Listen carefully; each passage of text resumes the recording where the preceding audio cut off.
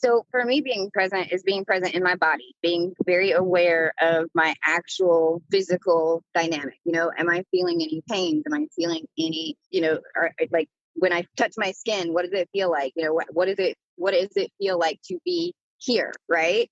So not on my phone, not attached to something else, not trying to have a conversation, but actually feeling what it feels like to be in my body. And presence was really taught to me through dog training. Right. So whenever I started dog training, I went through behavioral college, right? So I actually went through an animal behavior college to be able to study not only the behaviors as they happen, but the actual psychological breakdown.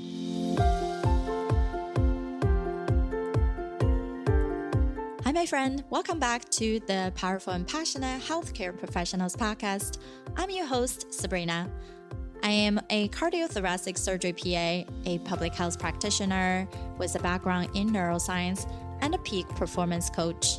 I'm here to empower you, an ambitious healthcare professional with a demanding career, just like me, to become a confident leader who are living fulfilled and purposeful so you can be both a powerhouse in your career and a passionate person in life, without feeling overwhelmed, underappreciated, or undervalued.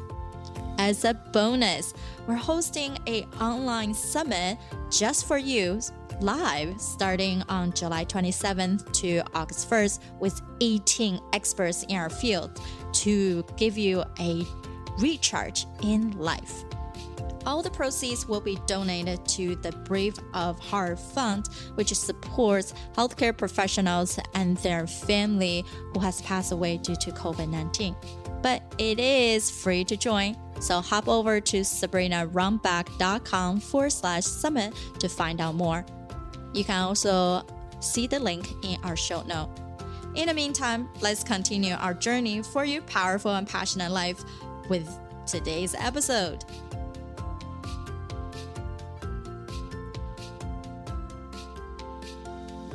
Hi, everyone. Welcome back for another episode of Powerful and Passionate Healthcare Professionals podcast. I'm your host, Sabrina. Today, we have the honor of having Khala Syslo here joining us. She is a metaphysical healer, an intuitive dog trainer, life coach, and a gypsy. In 2015, her journey into a self-discovery through her pain and trauma, overweight, and bedridden. After her doctor had given up hope on her, she learned to uplift herself and was able to no longer taking 32 medications a day. She specializes in teaching people how to heal their life and learn what their soul purpose is through utilizing meditation techniques and quantum healing methods that allow you to interact with your subconscious mind to unlock your blessings through engaging your imagination through storytelling. Welcome, Khala. Hi, how are you? I'm so glad to be here. So honored that you have me on your podcast. So yeah, this is awesome. Yeah, thanks. So proud of you to have this opportunity in this space. Yeah, thank you. And me and Khala actually met a while back, right? Before both of us started our journey in speaking, launching our own shows. And she has a healing energy show as well. And I think we support each other through some of the lows and some of the highs and just continue moving forward, right? Right. Yeah, definitely. There has been, I believe you have seen me at my worst, both on my physical transformation and at my best in my physical transformation, as well as my emotional healing journey. You've been there through the ups, downs, lows, highs of that. We've gotten business on all kinds of different levels. So just being, having that sisterly connection of being able to see both of us transform into the best versions of ourselves has just been blissful, really, because we are definitely not the same people that we met 4 years ago or so. For sure, right? Like how time can go on and you can think time is unlimited or you can see time as restricted. It's all about perspective. And as we grow and it's a different level of engagement, it's different level of being present with yourself and seeing what is really possible, right? Right, for sure. I think that when it comes to any profession and any lifestyle, there has to be a maintain of balance, right? And there's a lot of imbalance when you have high stress jobs, and especially in the healthcare profession. I was the lead discharge planner for the Psychiatric Hospitals of Houston when I first moved to the area. So I had 13 different psychiatric hospitals that I had some of the worst cases of clients, or consumers, and being able to try to figure out that balance of how to navigate those very difficult cases, but also separate myself wherever I'm not taking on something that's not mine. And, all that, I find that there is a very delicate balance and dance there that a lot of people, if they were a little bit more mindful and present with themselves, they would be able to navigate that a little bit more effectively. Yeah, for sure. And then you brought up a great point about being mindful. And sometimes it's a term that I feel like a lot of us just throw around and don't really know what that truly means, right?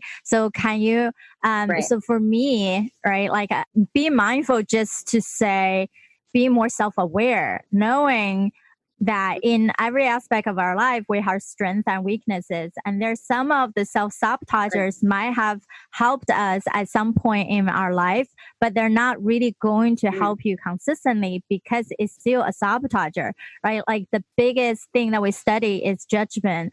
And we can judge ourselves to say, you have to do better. But what does that mean to do better, right? Like how objective could better be? And it's all the measurement we give to ourselves. And if we consistently hold ourselves in a high standard, it helps us to push through. But if we keep holding ourselves in that one level, and then you're actually judging everybody else for what they should or should not be doing. And when you put that title on things, it's really difficult for other people to interact with us. So how do you define, being present, and what does that mean for you? So for me, being present is being present in my body, being very aware of my actual physical dynamic. Am I feeling any pains? Am I feeling any, like when I touch my skin, what does it feel like? What does it feel like to be here? Right. So not on my phone, not attached to something else, not trying to have a conversation, but actually feeling what it feels like to be in my body. And presence was really taught to me through dog training. Right. So whenever I started dog training, I went through behavioral college, right? So I actually went through an animal behavior college to be able to study not only the behaviors as they happen, but the actual psychological breakdown. So not only do I have human psychiatric background, but I also have this canine psychiatric background. And so being present actually taught me to mirror what it is that I wanted. So the more I was present with myself, the more that dog could be present with me. So therefore, I was able to expedite the training process so that the dog was able to listen effectively within 45 seconds of my encounter. So I don't actually have to verbalize anything. They're able to actually feel what it is that I want, and they want to engage. And that's through me being present with myself and my environment. I'm watching my breath. I'm making sure that I feel how I feel in my body. If there is something in my awareness that does not feel comfortable, I put my awareness on it and let it flow through me. It's not attached to me. Because, when it comes to difficult situations, whether it's a difficult client, a difficult dog, a difficult consumer, it doesn't really matter when it comes to the relationship with another individual. All of that is just being mindful and present that if you get triggered, you need healed. And if they get triggered, they need healing, and to be very compassionate for where they're at and where you're at, because everybody has good and bad feelings, and we don't always have to send out love and light. And it's accepting the shadow side of self whenever you're being present with yourself. So you honor all of the aspects of you. It's not just, I'm okay with this part. Right. I think it was something I also pick up that's really crucial is when you say it, just let it flow through you, right? It's not just part of it. I think when we talk about the emotional attachment, anything that's pain or things that doesn't serve us, it does create this attention in our body. And then instead of just focusing on that pinpoint, right? And easy way for most of us is just like, oh, try to massage just that one area or stretch it out. But now thinking this could be a lot more to that. You do need to let go that tied up energy and let it flow through you, right? Like just the central channel breathing. When you breathe into the body, you flow through the pain, and instead of focusing on that one thing. And do you really believe in that most things in life is that way? We see a problem, we focus on that one thing. And when we focus on it so much, we actually ignored or unable to see all the hidden signs that is really triggering you to say, hey, there's something else you need to fix. Then this other thing will be resolving. Sure. So we're instant manifestors, right? So being ultimate creators, if you will, we have the ability to instantly manifest whatever it is that we need in that moment. So if, let's say, you're focusing on a problem or a pain and it's a physical manifestation, you have now ignored it so long that it is showing up in your 3D world. So for example, when I had my neck injury, the neck is associated with not wanting to look at something or, not wanting to face something. So, and then the certain cervical areas have their own little attachments to different emotions and things like that. So when you actually look at the fact that you have currently pain in your body, if you look at it and go, oh, okay, I see you. So you acknowledge it, you accept that it's there, and then you start the breathing techniques. So you're expressing it in the best way that you can. You're telling your body how you want it to respond to it. You want it to move through. You don't want to hold on to it. You don't want to hold on to those stories anymore. And as you do that, you're actually changing the holographic network that within your head, and you're projecting a new reality. So within a matter of a year, I was completely bedridden, unable to move my neck, couldn't go to the grocery store, couldn't bathe myself. And with these techniques of really just changing the way that I looked at the pain, not that it wasn't there. I didn't just, oh, it's not there. It's not there. I ignore it, push it away. I actually dove into what it meant so that it could go away permanently. So you're actually going within the quantum field of energy to smooth out the energetic imprint so that it goes away. It doesn't mean that it has to be prevalent to this life either. It most definitely could be energy that's stuck within your DNA from a past life as well. So, just throwing medication at it or throwing something else at it, we have those clients and those patients. We've tried every medication, we've tried every therapy, and they're just not getting better. Yeah. Those are the ones that I need to be able to talk to, because those are the ones that the energy is just stuck. Right. And we need to be able to release it. And so moving through those things is not holding attachment to it. Yeah, exactly. And for our listeners, there's a book called The Emotion Code. So if you haven't read it, it's a great book, and from a chiropractor who really tapped into how do you test people for these subconscious response to these stories that we have experienced throughout childhood. So you're really combining psychology into how we grew up, brought up, right? Our baggage of history that we maybe suppressed into our subconsciousness so long ago, we don't even remember anymore, but that's what's triggering certain pain. And I know as healthcare professionals, treating pain is probably the biggest pain we have, right, as a professionals, because from a surgical standpoint, everyone's going to come out with pain, but we expect them to really slowly recover for the 2 weeks or 3 weeks after the surgery is finished. But some people are experiencing even more pain, or they already have been on chronic pain med coming in, right? All these nuances of combining together. How do we really help people not to get stuck with opioid? And then we're very careful now, right? Like prescribing only 7-day amount of pain med for people to go home and no more. And some places we only do like 3 days or 5 days.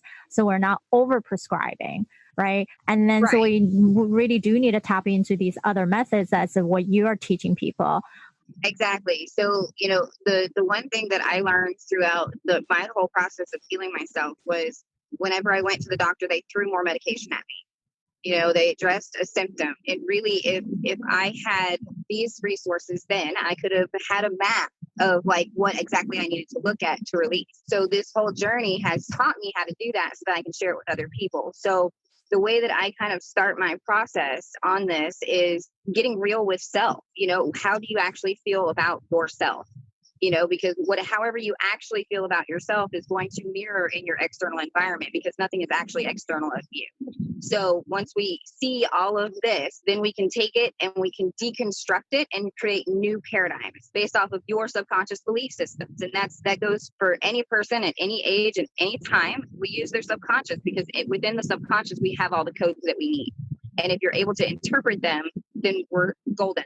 We have everything that we could ever imagine. The abundance is unlocked immediately. But most people aren't willing to face those things because they think they're scary. Well, how scary is it to create a story in your mind, use your imagination, create a funny cartoon, change the characters up a little bit. The scary ones turn into little small insignificance, and you're able to smash them real easy. Your imagination can do that so that you can change your perception about an event. And it's not to negate it. It's to accept it for what it was and to see the blessings on the other side, because you wouldn't be where you are without every single thing that has happened to you.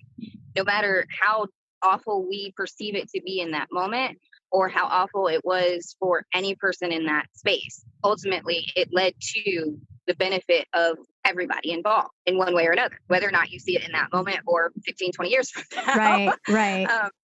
So most of the people that I talk to, they don't have a lot of time. They're really rushed. They got this, they got that. Blah, blah, blah, blah. We got all kinds of excuses not to do the daily practices, right?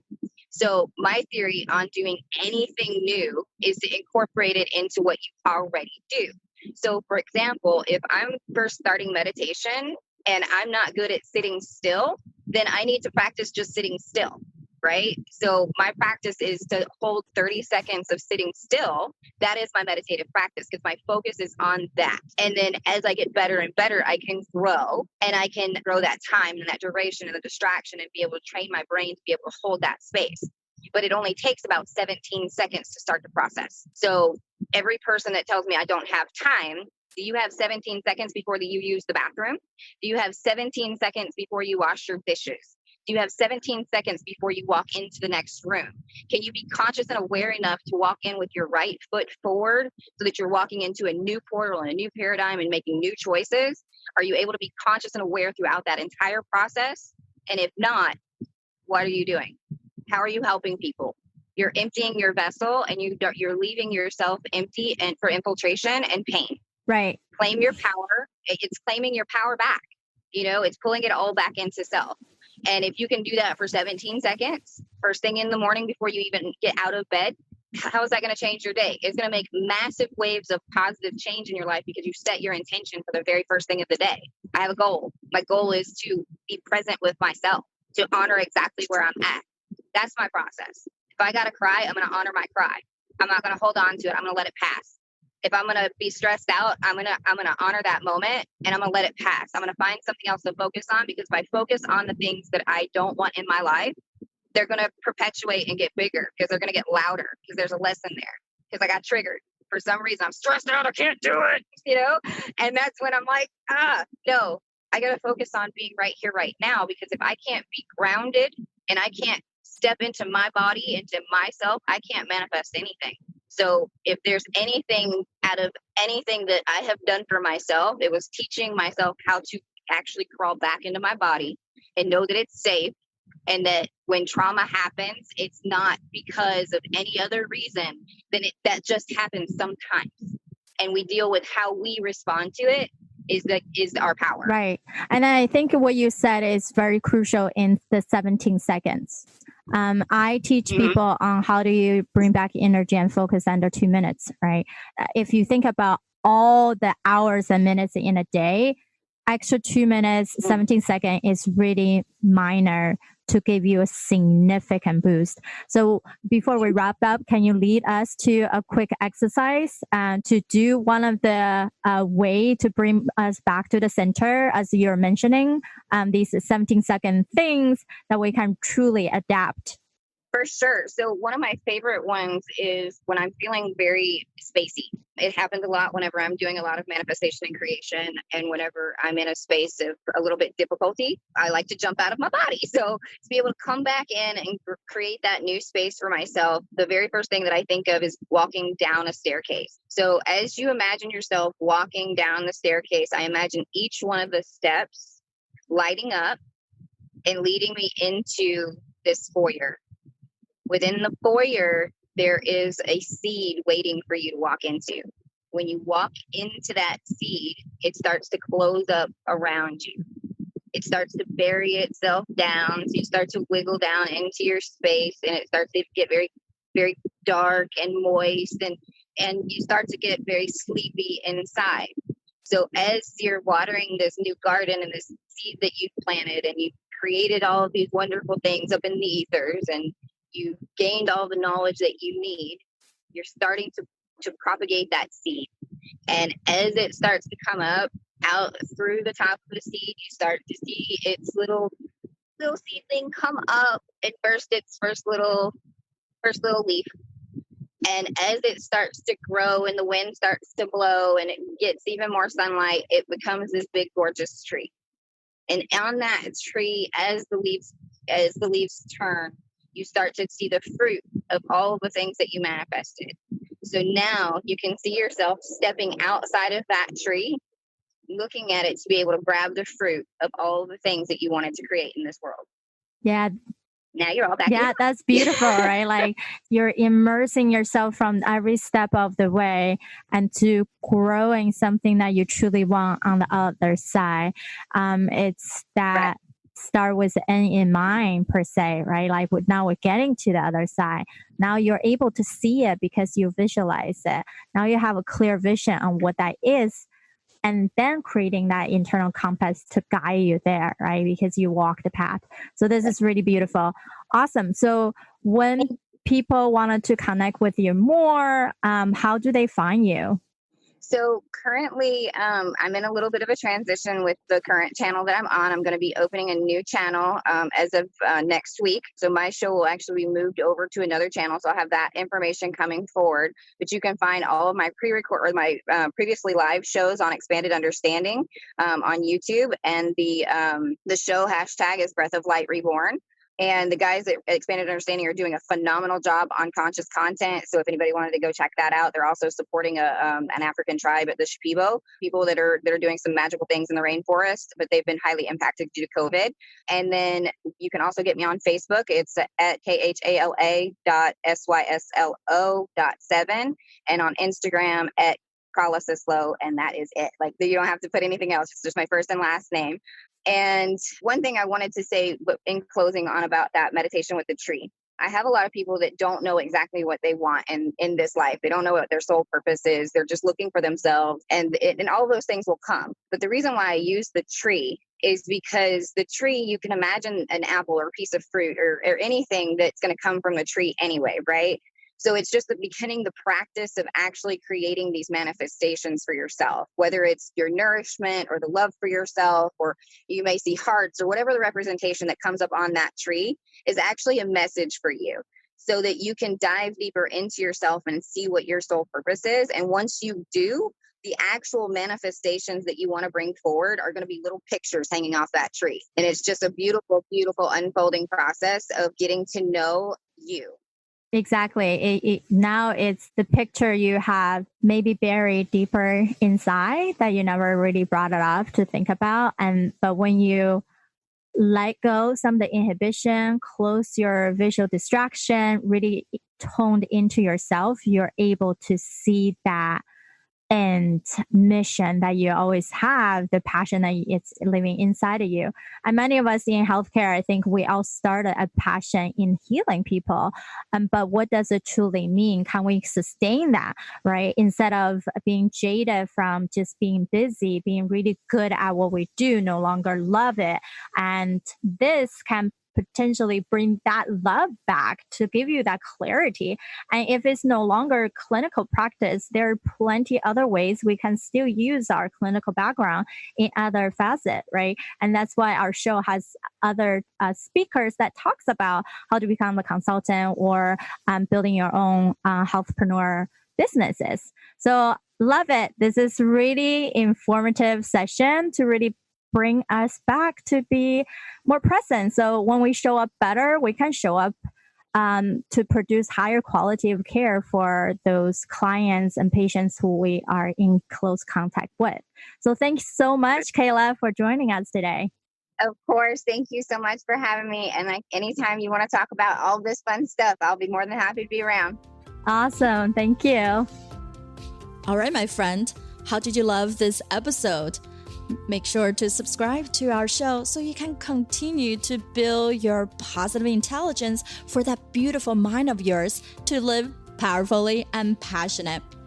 I know this is just the tip of the iceberg. You probably have a lot more questions on actually how do I implement those things into my own life?